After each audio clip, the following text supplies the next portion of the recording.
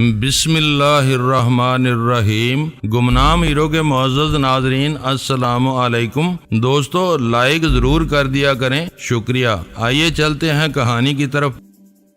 وہ آئیں اور ہمارے دائیں بائیں بیٹھ گئیں، یوں جیسے وہ اپنی پھوپھیوں تائیوں کے پاس آ کر بیٹھی ہوں۔ دونوں مہک رہی تھیں، دونوں عطر میں بسی ہوئی تھیں۔ ایک نے سفید ساڑی پہن رکھی تھی اور اس کی ناک سے سلیپروں تک ہر شے سفید تھی، دوسری آکاش رنگ کی نیلگوں ساڑی میں ملبوس تھی۔ دونوں بغیر آستینوں کے بلاؤز پہنے ہوئے تھیں اور اپنے جوڑوں میں انہوں نے بڑی خوبصورتی سے پھولوں کی مالائیں باندھ رکھی تھیں۔ میں کسمسا کر ہٹا اور صوفے میں آبی کے بالکل ساتھ جا لگا، مگر آبی نے مجھے دھکیل کر پرے ہٹا دیا اور خود سرک کر اس کے قریب ہو گیا جو اس کے بائیں ہاتھ بیٹھی تھی۔ آپ کا شبھ نام؟ آبی بہت ہی لچا آدمی ثابت ہو رہا تھا۔ نام وہ یوں پوچھ رہا تھا جیسے وہ کسی سے خزانے کا پتہ پوچھ رہا ہو۔ آنکھیں اس کی مد سے بھر سی گئی تھیں اور حالت اس کی یہ تھی کہ وہ مجھے ہمیشہ عورتوں کی صحبت سے دور رہنے کی تلقین کرتا تھا۔ اپنے نام کے بارے میں آبی کا سوال سن کر وہ خوش غلاف یوں ہنسی جیسے چوڑیاں کھنک رہی ہوں۔ آپ تو ہنسنے لگیں، کیا آپ کا نام ہنسی ہے؟ وہ اور زیادہ کھلکھلا کر ہنس دی۔ یہ ہنستی ہی رہتی ہے ہر وقت، ویسے اس کا نام شکنتلا ہے۔ میرے دائیں ہاتھ بیٹھی کانے حیا نے سرگوشی کی۔ وہ مجھ سے بڑی ہی اپنائیت کے لہجے میں بات کر رہی تھی، یوں جیسے وہ صدیوں سے میری آشنا ہو۔ میرا نام شکنتلا ہے، بہت پیارا نام ہے شکنتلا۔ مجھے کیا پتا تھا کہ ادھر امرتسر میں آپ ایسی شیریں لب اور شیریں گفتار ہستیاں رہتی ہیں۔ آپ بنائے نہ مجھے، وہ پھلوں سے لدی اس شاخ کی طرح لچک رہی تھی جسے ہوا ٹھہر ٹھہر کر گدگداتی ہے۔ آپ تو ویسے بنی بنائی ہیں، پرمیشور کا شاہکار ہیں آپ، ایک دم پرکالا ایسی۔ آبی اس کے چاروں طرف لفظوں کی آگ دہکا رہا تھا اور وہ لجونتی بنی جا رہی تھی، حالانکہ وہ تھی نہیں۔ آبی نے ایک قدم آگے بڑھایا، بولا یہ کمرے نہیں دکھائیں گی؟ آپ ملہوترا صاحب کہہ رہے تھے یہ ہمارے بیڈ روم ہوں گے، ضرور دیکھیں، بہت آرام دہ کمرے ہیں یہ، آئیں۔ شکنتلا ایک دم اٹھ کھڑی ہوئی اور پھر وہ دونوں نشست گاہ کے پہلو کا دروازہ کھول کر دوسرے کمرے میں جا گھسے۔ دروازہ ٹھیک سے بند ہوا تو میرا رکا ہوا سانس سینے سے یوں نکلا جیسے کوئی بوجھ اتر گیا ہو۔ دوسری لڑکی مجھے غور سے دیکھ رہی تھی،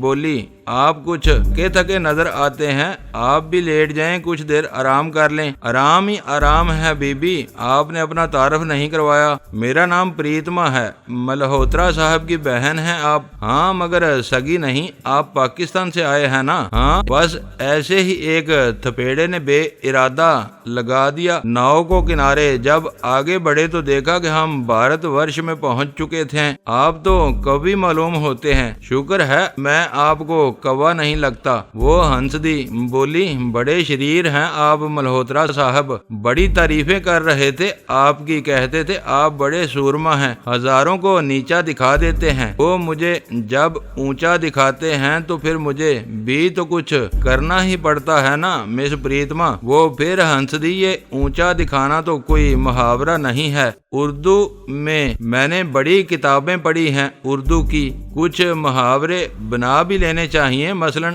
اگر اونچا سننا ہے تو نیچا سننا بھی ہو سکتا ہے، کیا خیال ہے؟ آپ ٹھیک کہتے ہیں، ویسے مجھے نہیں پتا تھا کہ پاکستان میں آپ ایسے ذہین اور خوبصورت لوگ بھی رہتے ہیں۔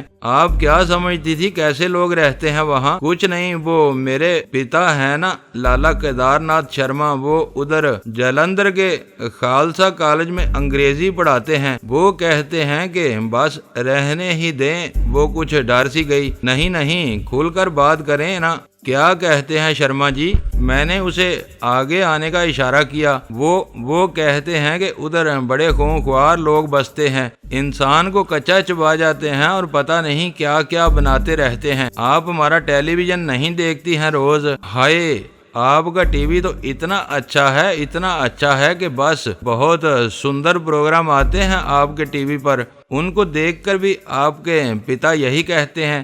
وہ کہتے ہیں کہ ٹی وی پر اپنے اصلی لوگوں کو آپ پیش نہیں کرتے۔ آئیں ذرا آپ کے باغ کو دیکھتے ہیں۔ چلیں، مگر نہیں، ملہوترا صاحب کی تاکید ہے کہ آپ ان کمروں سے باہر نہیں جا سکتے ہیں۔ کیوں، کیا حرج ہے اس میں؟ باہر 6 آدمی آپ کی نگرانی کر رہے ہیں۔ شری جیلانی صاحب، مجھے دکھ ہے کہ آپ مہمان ہیں مگر پھر بھی کڑے پہرے میں رہیں گے۔ وہ کچھ اداس سی ہو گئی۔ یہ تو اچھی بات نہیں۔ میرا بھی یہی خیال ہے، مگر دیکھے نا آخر وہ چاہتے کیا ہیں۔ میں ان سے پوچھوں گی، میں تو رہتی ہی یہی ہوں نا۔ میں آج ان سے معلوم کروں گی۔ وہ میرے دونوں ہاتھوں کو پکڑ کر میری لکیروں پر غور کرنے لگی۔ اس کے نرم کومل ہاتھوں سے نکلتی ہوئی برقی رو میرے بدن میں سنسناہٹ پیدا کر رہی تھی۔ ابھی تک پہلو کے بیڈ روم کے معائنے سے فارغ نہیں ہوا تھا اور پریتما کی نگاہیں بار بار اس کمرے کے بند دروازے پر پڑ رہی تھی۔ اچانک وہ کچھ سوچ کر اٹھی اور اپنی سمر بار شاخ ایسی کمر کو لچکاتی ہوئی دیوار میں لگے کدے آدم آئینے کے سامنے جا ٹھہری۔ اس کی گفتار بھی نازک تھی اور رفتار بھی۔ اس کے خرام میں جو ہلکی سی لہک تھی وہ میرے دل میں ہلچل مچاتی تھی، مگر میں نے اپنے ضبط کے بندھن کس رکھنے ہی میں عافیت سمجھی۔ آئینے کے سامنے رک کر اس نے اپنے سراپا پر نظر ڈالی اور پھر سنبھل کر دوبارہ صوفے پر جا بیٹھی۔ مس پریتما، آپ مجھے بتائیں گی کہ ملہوترا صاحب نے ہمیں کس مقصد کے لیے یہاں ٹھہرایا ہے؟ ہم ناجائز طور پر غلطی سے بارڈر کراس کر آئے ہیں۔ میں ضرور معلوم کر دوں گی۔ مجھے پیاس لگ رہی ہے، آپ کے لیے بھی شربت منگوا لوں؟ ہاں، کیا حرج ہے، موسم تپتا جا رہا ہے، اب تو ٹھنڈے میٹھے شربتوں کا موسم آ ہی گیا ہے اور شربتی آنکھوں کا بھی۔ میں نے اس کی آنکھوں کے رنگ کی مناسبت سے بات کی، وہ خوش ہو گئی، بولی میری سہیلیاں بھی یہی کہتی ہیں کہ میری آنکھیں شربتی ہیں، مگر یہ گڑ اور شکر کے شربت کی بات ہے، اس کا رنگ آپ کی آنکھوں ایسا ہوتا ہے۔ وہ ہنس دی ایک دم خوش ہو گئی، بولی سفید چینی کا شربت بھی کوئی شربت ہوتا ہے؟ میرے پتا جی تو ہمیشہ شکر کا شربت پیتے ہیں۔ یہ کہہ کر اس نے صوفے کے ساتھ رکھی چھوٹی میز میں لگی برقی گھنٹی پر انگلی رکھ دی۔ پانڈے پھر حاضر ہو گیا اور پریتما سے شربت لانے کا حکم سن کر واپس چلا گیا۔ پانڈے باہر نکلا تو میں نے وہ دروازہ کھولنے کی کوشش کی جس سے وہ باہر نکلا تھا، مگر معلوم یہ ہوا کہ وہ دروازہ صرف باہر سے ہی کھل سکتا ہے یا پھر اندر لگے لٹو پر لکھے کسی خاص نمبر کو گھمانے سے اسے کھولا جا سکتا ہے، اور وہ نمبر 1 سے 10 تک تھے۔ کچھ دیر بعد شکنتلا اور آبی باہر آ گئے۔ ان کے چہرے دیکھ کر پریتما مسکرائی، بولی لگتا ہے آپ کی دوستی بہت پکی ہو گئی ہے، آپ کو کوئی اعتراض تو نہیں؟ آبی نے ہنستے ہوئے کہا۔ پانڈے کچھ ہی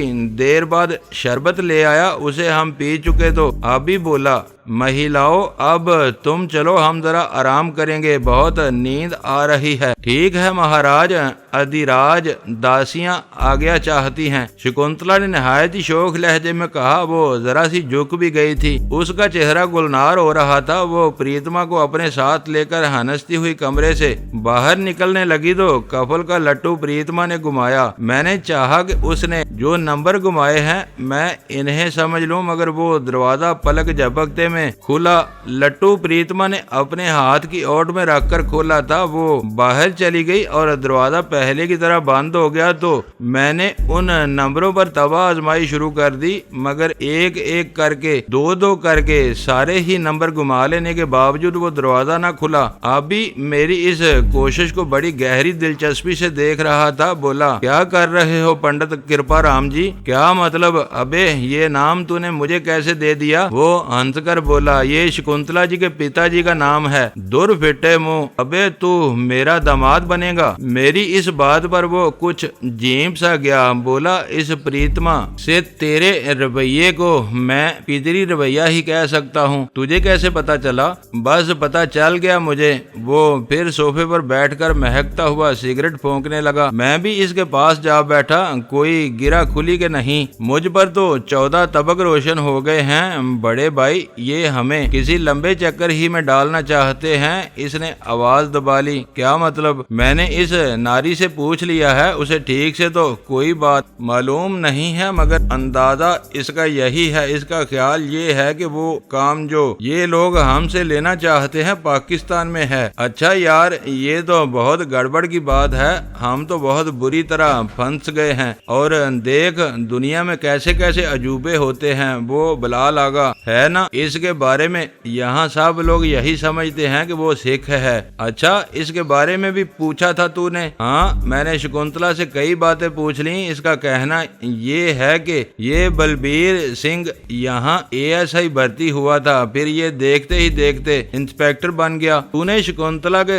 دل میں اس کے بارے میں کوئی شک تو نہیں ڈال دیا؟ نہیں یار، ایسا بھی کاکا نہ سمجھ تو مجھے، آخر کو تیرا شاگرد ہوں جیلانی۔ بہت سوچ سمجھ کر پاؤں دار ابھی یہ بڑی خوفناک دلدل ہے جس میں ہم پھنس چکے ہیں۔ تو فکر ہی نہ کر، بس ذرا مجھے گائیڈ کرتا رہ۔ گائیڈ لفظ ہے میاں جاہل پھنسانوی صاحب۔ اچھا چل اب ذرا آرام کر لے، میں تو بہت تھک گیا ہوں۔ تجھے پتا ہے ہم یہاں بند کر دیے گئے ہیں؟ نہیں یار، دروازہ تو کھلا معلوم ہوتا ہے۔ نہیں، وہ خاص منتر سے کھلتا ہے، اس پر نمبر لگے ہیں، اس ہینڈل کے لٹو پر۔ اچھا تو نمبر ہی تلاش کر رہا تھا کہ اصلی کون ہے؟ یہ خبر میں شکنتلا سے پوچھ لوں گا، اسے کیا پتا وہ کہیں اور رہتی ہے، خاص مقصد کے لیے بلائی گئی تھی۔ یہ کہہ کر ہم بیڈ روم میں جا گھسے اور فوم کے ڈبل بیڈ پر پھیل کر لیٹ گئے۔ ایک پہلو وہ تھا، دوسرے پہلو میں دروازہ ہم نے اچھی طرح اندر سے بند کر لیا۔ میری جب آنکھ کھلی تو اس وقت پانڈے دروازہ کھٹکھٹا رہا تھا۔ میں نے کواڑوں کی دونوں چٹکنیاں نیچے گرائیں تو وہ اندر آ گیا۔ بولا، صاحب جی اٹھ جائیں، بھوجن تیار ہے، کھا لیں۔ اوئے، ہم 3 گھنٹے تک سوتے رہے۔ وہ ملہوترا صاحب کہاں ہیں؟ وہ آپ کا انتظار کر رہے ہیں، اب اٹھ جائیے۔ جب ہم پانڈے کے ساتھ گھر کے طعام خانے میں داخل ہوئے تو ملہوترا پریتما اور شکنتلا کے ساتھ بیٹھا ہمارا انتظار کر رہا تھا۔ بڑی گہری نیند ہے آپ کی جیلانی صاحب، ادھر کھانا ٹھنڈا ہو رہا ہے، انہی کپڑوں میں سو گئے تھے آپ؟ اور کیا کریں ملہوترا جی، کپڑے ہوتے تو بدل بھی لیتے۔ آبی نے شکنتلا کے پہلو والی کرسی پر بیٹھتے ہوئے کہا، میں آپ کے لیے کرتے پجامے لے آیا ہوں، وہ پہن لیجئے گا۔ اب کھانا شروع کریں۔ میز پر ساگ بھاجی اور آلو کچوریاں اور دالیں ہی چاروں طرف نظر آ رہی تھیں، چٹنی، دہی اور سبز مرچیں وافر تھیں۔ ہم نے وہ سب کچھ کھا تو لیا، مگر گوشت کے بغیر وہ سب کچھ ہمیں زہر لگتا تھا۔ ابھی رہ نہ سکا، بولا، شام کو گوشت پکوائیں ملہوترا جی، ورنہ ہم تو بیمار پڑ جائیں گے۔ شام کو میں آپ کو ہوٹل لے جاؤں گا، یہاں تو یہ چیز آپ کو کبھی نہ مل سکے گی۔ ملہوترا کچھ جوزبوز ہو کر بولا، یوں لگتا تھا جیسے ہم نے اس کا اپمان کر دیا ہے۔ آبی نے بات وہیں ختم کر دی۔ ہم کھانے سے فارغ ہوئے تو ملہوترا نے لڑکیوں کو وہاں سے ٹہلا دیا اور ہمیں اپنے ساتھ لے کر پھر نشست گاہ میں جا بیٹھا۔ ایک بار پھر اس نے پاکستان کے بارے میں باتیں شروع کر دیں۔ آبی برابر اس کی ہاں میں ہاں ملاتا رہا۔ معلوم یہ ہوتا تھا کہ ملہوترا کے دل میں پاکستان کے خلاف جو نفرت ہے، اس کا عکس وہ ہمارے دلوں میں بھی دیکھنا چاہتا تھا۔ آبی میں اسے وہ آدمی نظر آ گیا تھا جس کی وہ اپنے ڈب میں لا سکتا تھا۔ بولا، دیکھیں جیلانی صاحب، کمشنر صاحب بہت زور دے رہے ہیں کہ ہم آپ پر مقدمہ چلائیں اور فرد جرم کے مطابق آپ کو سزا دلوائیں، مگر میں نہیں چاہتا کہ آپ کی زندگی بھارتی جیلوں میں سڑ جائے۔ جی میں سمجھ رہا ہوں، یہ آپ کی مہربانی ہے، ہم ابھی تک محفوظ ہیں۔ ہاں، مگر میں بھی یہ کام بلا وجہ نہیں کر رہا ہوں، میرے پیش نظر بھی ایک مقصد ہے، وہی تو میں آپ سے پوچھ رہا تھا۔ دیکھیں، جو کام میں آپ کو بتا رہا ہوں وہ پاکستانی عوام کی بھلائی کے لیے ہے۔ وہاں انتخابات ہونے والے ہیں۔ جی میں سمجھ رہا ہوں، آپ بات کریں۔ ہماری اطلاع کے مطابق جو پارٹی کامیاب ہونے والی ہے وہ بھارت کے مخالف ہے۔ ہم یہ چاہتے ہیں کہ آپ اس پارٹی کے چند سرکردہ لوگوں کو منظر سے سے ہٹا دیں۔ اس طرح ایک صحیح اور نمائندہ جماعت لوگوں کی حکومت میں آ سکے گی جو اس وقت بہت دبی دبی نظر آتی ہے۔ آپ کو اس سے کیا فائدہ ہوگا؟ ہمارا تو کوئی فائدہ نہیں، ہمیں تو پاکستان کے عوام کا مفاد عزیز ہے۔ جنگ کی، نفرت کی، کرودھ اور تعصب کی فضا ختم ہو جائے گی اور دونوں دیش اپنی اپنی حکومتوں کی کوششوں سے ایک دوسرے کے قریب آ جائیں گے۔ محبت اور میل جول بڑے، تجارت ہو، بھائی چارہ پیدا ہو، کیونکہ یہ بات دونوں ملکوں کے مفاد میں ہے۔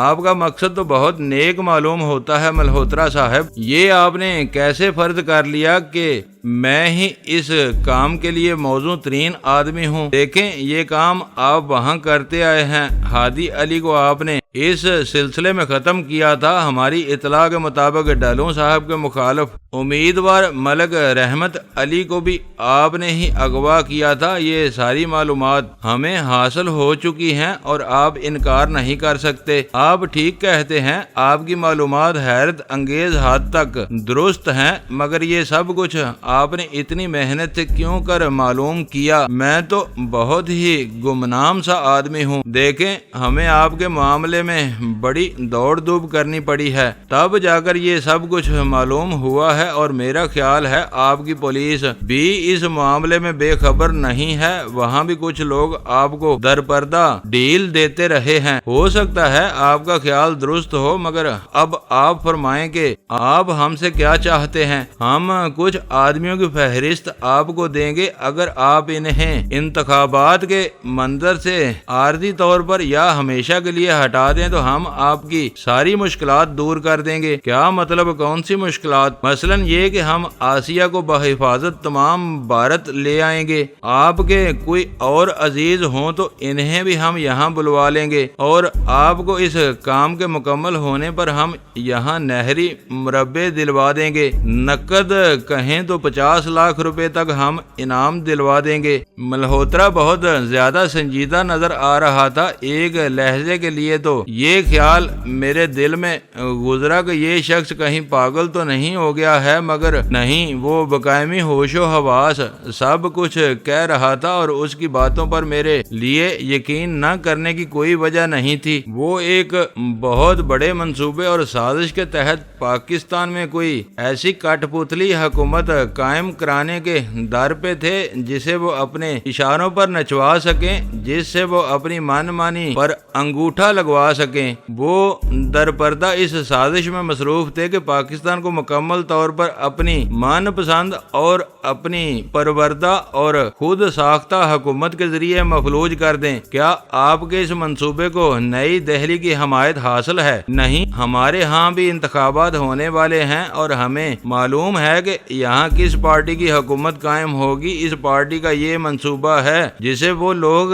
انتظامیہ کی ایک خاص طبقے کی مدد سے مکمل کرنا چاہتے ہیں، اور ان میں میرے سمیت اور بہت سے لوگ شامل ہیں۔ لیکن آپ تو سرکاری آدمی ہیں، مگر میں بھارت کا ایک عام شہری بھی تو ہوں۔ جیلانی صاحب، آپ کے پاس اتنے سارے ذرائع موجود ہیں، آپ نے پاکستان میں جاسوسی کا ایک ایسا جال پھیلا رکھا ہے کہ میرے جیسے حقیر آدمی کے بارے میں بھی آپ کو مکمل معلومات حاصل ہیں۔ اس کے باوجود آپ یہ کام مجھ سے کروانا چاہتے ہیں۔ آخر اس کی کیا وجہ ہے ملہوترا صاحب؟ اس کی بہت سی وجوہات ہیں، مگر وہ میں آپ کو بتانا ضروری نہیں سمجھتا۔ بس یہی بتا دینا کافی ہوگا کہ آپ کی بہادری، ذہانت اور جرأت مندی نے ہمیں آپ کے انتخاب پر مجبور کر دیا ہے۔ کیا بھارت میں سورما پیدا نہیں ہوتے ہیں؟ وہ پاکستان کے چپے چپے پر نگاہ رکھتے ہیں، مگر کوئی 2 ماہ پہلے ہمارے بہت سے آدمی ادھر پکڑے گئے تھے، کچھ مار دیے گئے، کچھ جیلوں میں ہیں۔ پاکستانی پولیس بھی تو بڑی دہشت ناک تنظیم ہے، اسی لیے اب ہم پاکستانی جنتا کے فائدے کے اس منصوبے کو آپ کے ہاتھوں مکمل کروانا چاہتے ہیں۔ اگر میں انکار کر دوں تو پھر آپ کی مرضی، مگر مجھے یقین ہے آپ خودکشی کرنا پسند نہیں کریں گے۔ کیا مطلب؟ مطلب یہ ہے کہ سب کچھ آپ کے سامنے ہے۔ ہماری بات نہ ماننے کی صورت میں آپ کو جان سے ہاتھ دھونے پڑیں گے، بصورت دیگر آپ کو یہاں اونچا مقام حاصل ہو جائے گا، ہم آپ کو قومی ہیرو بنا دیں گے۔ ان آدمیوں کی فہرست آپ مجھے دے سکتے ہیں؟ کتنے کتنے آدمی ہیں؟ وہ کل 6 آدمی ہیں۔ ایک ان میں سے بہت بارسوخ اور مشہور ہے، باقی لوگ بھی بہت اہم ہیں، نظریاتی اعتبار سے وہ ہمارے لیے قابل قبول نہیں ہیں۔ وہ فہرست مجھے دے سکتے ہیں آپ؟ ابھی نہیں، آپ کو سوچنے کے لیے 3 دن دیتا ہوں اپنے فیصلے سے۔ آپ مجھے پیر وار تک آگاہ کر دیں۔ سوچنا کیا ہے ملہوترا صاحب، آپ وہ فہرست ہمارے حوالے کریں اور بے فکر ہو جائیں، ہم ان لوگوں کا جھٹکا کر دیں گے۔ ملہوترا مسکرا دیا، بولا نہیں، آپ اچھی طرح غور کر لیں، ہو سکتا ہے آپ کے دوست ہماری تجویز سے اتفاق نہ کرتے ہوں۔ یہ کہہ کر ملہوترا اٹھا اور لمبے لمبے ڈگ بھرتا ہوا باہر نکل گیا۔ کچھ ہی دیر بعد پانڈے ہمارے لیے کپڑوں کے نئے جوڑے لے آیا۔ آپ بھی تو خوش ہو گیا۔ ایک جوڑا اٹھا کر وہ اسی وقت باتھ روم میں جا گھسا۔ پانڈے واپس گیا تو میں صوفے پر آلتی پالتی مار کر بیٹھ گیا۔ میرے گیان دھیان کے راستے پیچ دار ہوتے جا رہے تھے۔ ملہوترا مجھ سے جو کچھ طلب کر رہا تھا وہ حمالہ سے بھی زیادہ وزنی تھا۔ میں کسی بھی قیمت پر اس کے ہاتھ اس مقصد کے لیے اعلی کار نہیں بن سکتا تھا۔ میرا ضمیر ہی یہ بات گوارا نہیں کرتا تھا کہ میں پاکستان کے خلاف اس کے منہ سے ایک بھی لفظ سنوں۔ آبی نے بھی جو بکواس کی تھی وہ محض ملہوترا کو خوش کرنے کے لیے تھی، ورنہ مجھے معلوم تھا کہ وہ ایسا بے ضمیر اور وطن فروش آدمی ہرگز نہیں تھا۔ میری مشکل یہ تھی کہ میں منافقت سے کام نہیں لے سکتا تھا۔ میں نے سوچا میں لگی لپٹی رکھے بغیر ملہوترا سے صاف صاف کہہ دوں گا کہ میں اس کی تجویز پر تھوکتا بھی نہیں ہوں، خواہ میرے سامنے دلی شہر کی کنجیاں بھی کیوں نہ رکھ دے، مجھے یہ سودا منظور نہیں ہے۔ ابھی غسل خانے سے نکلا تو میری صورت دیکھ کر بولا، کیا سوچ رہے ہو ملا جی؟ خیر تو ہے، 15-16 بج رہے ہیں تمہارے چہرے پر۔ کچھ نہیں ابھی، یہ چکر میری سمجھ میں نہیں آ رہا۔ ہماری رہائی کی وہ بہت بڑی قیمت مانگ رہے ہیں۔ آہستہ بول، سیاست بھی کوئی چیز ہوتی ہے جامع، یہ تیری پھوپھی کا گھر نہیں ہے۔ وہ تولیے سے بال خشک کر کے میرے پاس آ بیٹھا۔ تو ویسے ہی بے پیندے کا آدمی ہو چکا ہے، کوئی بیڑا غرق۔ یہ کہہ کر اس نے منہ پر انگلی رکھ دی، پھر میرے قریب ہو کر بولا، بگنگ کا مطلب سمجھتا ہے نا تو؟ مجھے میرے ایک یار نے بتایا تھا کہ لوگ اس طرح دوسروں کی باتیں سن لیتے ہیں۔ ہاں، مگر کیا مطلب ہے تیرا؟ ٹھہر جا۔ یہ کہہ کر وہ کمرے میں چاروں طرف نظریں گھمانے لگا، پھر وہ ایک دم اٹھا اور چاروں دیواروں کے پاس سے گزر گیا۔ جگہ جگہ وہ ہاتھ مارتا جا رہا تھا، پھر وہ صوفے کے پیچھے جا ٹھہرا اور میرے کان پر منہ رکھ کر بولا، اٹھ ذرا اس صوفے کو سرکا کر دیکھتے ہیں۔ میں نے صوفہ چھوڑ دیا تو اس نے اس کو ہٹانے کی کوشش کی، مگر وہ بہت وزنی تھا۔ ہم دونوں نے مل کر اس کو ذرا سا اٹھا کر اس کی پشت کو آگے جھکایا تو میرے دماغ سن ہونے لگا۔ صوفے کے نیچے ایک بہت خوبصورت سا ٹیپ ریکارڈر رکھا تھا اور اس کا مائک عین صوفے کی پشت کے وسط میں اس طرح لگا تھا کہ اس کو جالی دار غلاف نے ڈھانپ رکھا تھا۔ ہم دونوں نے صوفے کو اس کی اصلی حالت پر رکھ کر سیدھا کیا۔ آپ بھی مجھے کھینچتا ہوا دوسرے کمرے میں لے گیا اور بڑی دھیمی آواز میں بولا، دیکھا تم نے، یہ ملہوترا ہماری غیر حاضری میں بھی ہماری باتیں سن رہا ہے، اپنے کان وہ یہاں چھوڑ گیا ہے۔ یہ تو بہت بری بات ہے۔ ابھی میں اس ٹیپ ریکارڈر کو توڑ دوں گا۔ نہیں پگلے، لوگ یوں ٹگے نہیں بن جاتے۔ ہمیں صوفے پر بیٹھ کر ملہوترا کے مطلب ہی کی بات کرنی ہوگی تاکہ اسے یقین آ جائے کہ ہم اس کی ہر بات ماننے کو تیار ہیں۔ وہ جیسے کہے گا ہم مار دیں گے۔ اچھا، پھر ہم نے وعدہ بھی کر لیا، پھر کیا ہوگا؟ پھر یہ ہوگا کہ ہم سرحد پار کر کے ان کی ایسی تیسی کر دیں گے، مگر کسی طرح ان کے ہاتھ بہت لمبے ہیں۔ مجھے جیل میں ایک بڑے ہی نامی گرامی پولیس افسر نے بتایا تھا کہ لیاقت علی کے قتل کی سازش نئی دہلی میں تیار ہوئی تھی۔ وہ پولیس افسر کیا کرتا تھا وہاں؟ وہ بس اینٹی کرپشن والوں کے ہتھے چڑھ کر وہاں قید بھگت رہا تھا۔ کیا کہا تھا اس نے؟ وہ کہتا تھا کہ خان نے بھارت کو جو مکہ دکھایا تھا نا، تو اس سے گھبرا کر ان لوگوں نے اسے سرے عام مروا دیا۔ بکتا تھا وہ، پاکستان میں اور تو کسی کو خبر نہیں ہو سکی کہ خان کو کس کی سازش سے مروایا گیا، مگر اس پولیس افسر کو پتہ چل گیا۔ جھوٹ بولتا تھا، مگر میری بات سمجھنے کی کوشش کر۔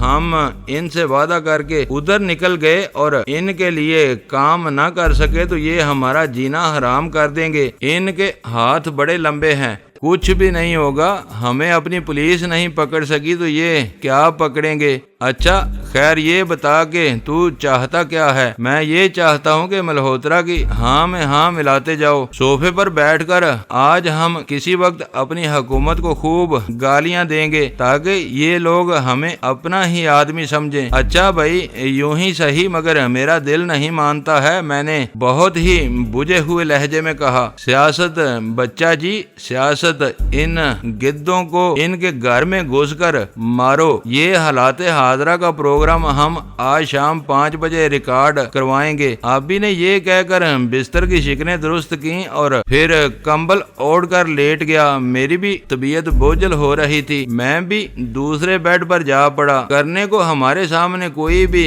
کام نہیں تھا، رہ کر مجھے آسیہ کی مصیبتوں کا خیال آتا تھا، مگر اب تو میں دیوار کی اس طرف بیٹھا تھا اور وہ اتنی موٹی، اتنی اونچی اور اتنی سنگین دیوار تھی کہ میں اسے کسی بھی طرح پھلانگ نہ سکتا تھا۔ حالات نے میری مٹی پلید کر دی تھی، تقدیر نے اپنے مار تول سے میرے گھٹنے ہی توڑ دیے تھے اور میرے ماس کبار کا ایک ایک پرت مجھے یہ بتاتا تھا میں سراسر نقصان میں جا رہا ہوں۔ ملہوترا نے ہم پر 2 آندیاں بھی مسلط کر دی تھیں، ایک شکنتلا تھی اور ایک پریتما۔ مجھے اس پریتما کی گھنشیام ایسی لمبی لمبی زلفیں یاد آئیں تو میرا دل اپنی دھڑکنیں بھول گیا۔ سار میں عجیب سی گمبھیری پیدا ہونے لگی۔ مسند آرا کے بعد وہ دوسری عورت تھی جس نے میرے دل کی گرنائی پر پاؤں رکھ کر اسے آگے ٹھیل دیا تھا۔ وہ مجھے مہاساگر میں ڈال گئی تھی۔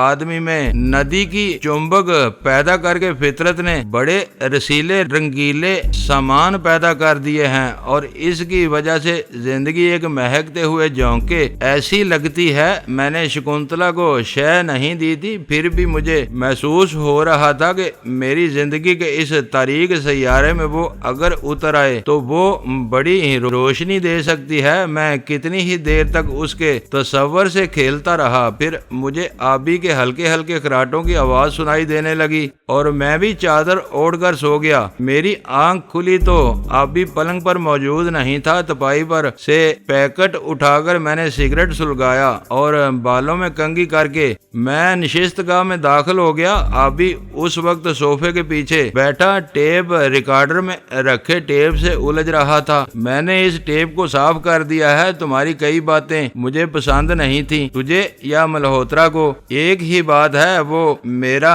برادر نسبتی بن چکا ہے۔ اب بیٹھ جا ادھر اور پروگرام ریکارڈ کرا، پہلے نہ پھر ہاں۔ پروگرام کے 2 حصے ہوں گے۔ میں صوفے پر بیٹھا تو آبی نے بات چیت شروع کر دی۔ ہم کوئی 10 منٹ تک اس موضوع پر بات چیت کرتے رہے جس سے یہ ثابت ہوتا تھا کہ بالآخر میں نے ہتھیار ڈال دیے ہیں اور میں اپنے کسی اندرونی کرب کی وجہ سے پاکستان واپس جا کر وہ سب کچھ کر ڈالوں گا جو ملہوترا صاحب چاہتے ہیں۔ آبی مطمئن ہو گیا تو اس نے موضوع بدل دیا۔ ہم موسم کی، بھارت کے لوگوں کی، امرتسر کی، ایشور سنگھ کی اور اس کے عملے کی باتیں کرنے لگے اور مجھے یقین ہے کہ ٹیپ برابر چلتی رہی ہوگی۔ کوئی 5 بجے کے قریب شکنتلا اور پریتما آدم کی وہ چائے کی ٹرالی دھکیلتی ہوئی اندر داخل ہوئی تو مجھے محسوس ہوا کہ کمرے میں بہار آ گئی ہے۔ میرے دل میں پریتما کے لیے جذبوں کے پوے جوان ہو چکے تھے اور جب میں نے اسے دیکھا تو وہ میرے ذہن میں ڈنک مارنے لگے۔ میں اسے دیکھ کر مسحور سا ہو گیا۔ اس کی آنکھیں، اس کی زلفیں، اس کے رخسار کا وہ تل، اس کی وہ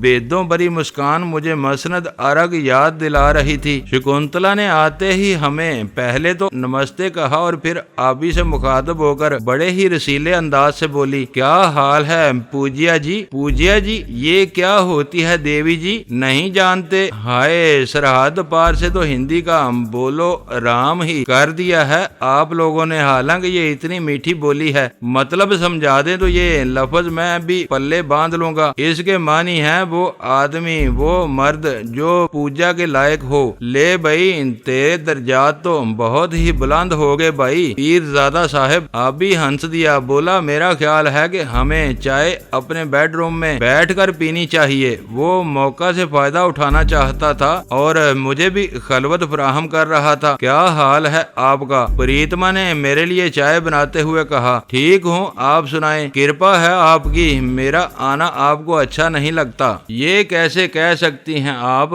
اس وقت میں کچھ اپنی ہی سوچوں میں گم تھا۔ بعد میں آپ کو بہت یاد کرتا رہا۔ آپ کی سندرتا کی تو قسم کھائی جا سکتی ہے مس پریتما۔ آپ مجھے فلرٹ کرتے ہیں۔ لیں چائے پیئیں۔ میں نے پیالی اس کے ہاتھ سے لے کر اس کی دل کھول کر تعریف کی۔ وہ بونچکا سی رہ گئی۔ اس کے تلوار کے گھاٹ ایسے ابرو مجھے محرابوں کی یاد دلاتے تھے۔ وہ کھل اٹھی۔ ہم چائے پی چکے تو وہ بولی، مجھے ملہوترا صاحب نے بتایا ہے کہ وہ کوئی کام آپ کے سپرد کر رہے ہیں۔ جی ہاں، میری بات ہوئی ہے ان سے۔ پھر کیا سوچا ہے آپ نے؟ ان کی بات ماننا ہی پڑے گی مس پریتما۔ دیکھے نا، ہمارے لیے اور کوئی چارہ کار بھی تو نہیں ہے۔ ایک طرف کھائی دوسری طرف شیر۔ میری مانے تو ان کے کہنے پر عمل کرتے جائیں، اس میں آپ کے 100 فائدے ہیں۔ پھر سب سے بڑا فائدہ تو مجھے ہوگا۔ آپ کو کیا فائدہ ہوگا؟ آپ ہمیشہ کے لیے میرے سامنے رہیں گے، میں آپ کی داسی بن جاؤں گی۔ اوہ تو یہ بات ہے، مگر کہاں میں کہاں؟ آپ میرے پاؤں چھو کر بولی، آپ کے یہ پاؤں میرے لیے پوجیے پاؤں ہیں۔ مسٹر جیلانی، آپ ایسی باتیں نہ کیا کریں۔ یہ ایک ہی دن میں کیا ماجرا ہو گیا مس پریتما؟ آپ میرے اتنا قریب آ گئی ہیں کہ مجھے حیرت ہے۔ بجلی کو بادل سے زمین تک پہنچنے میں دیر ہی کتنی لگتی ہے شری مہاراج؟ اچھا یہ بتائیں کہ اگر میں ملہوترا صاحب کی بات نہ مانوں، انکار کر دوں تو کیا ہوگا؟ میں کچھ کہہ نہیں سکتی، مگر میرا خیال ہے کہ وہ آپ کو لمبی مدت کے لیے جیل میں ڈال دیں گے، اور کچھ نہیں تو جاسوسی کے الزام میں وہ آپ کو پھانسی بھی لگوا سکتے ہیں۔ میرا تو اس خیال سے ہی دل ڈوبتا ہے، مگر آپ کی فرد جرم ان کے ہاتھ میں ہے۔ ٹھیک ہے مس پریتما، ہمیں یہ زہر پھانکنا ہی پڑے گا، میں نے بہت ہی بجھے ہوئے لہجے میں کہا۔ کوئی 1 گھنٹے بعد شکنتلا اور آپ بھی خوابگاہ سے نکلے تو پریتما بھی میرے پاس سے اٹھ گئی اور وہ ٹرالی کو دھکیلتی ہوئی باہر نکل گئی۔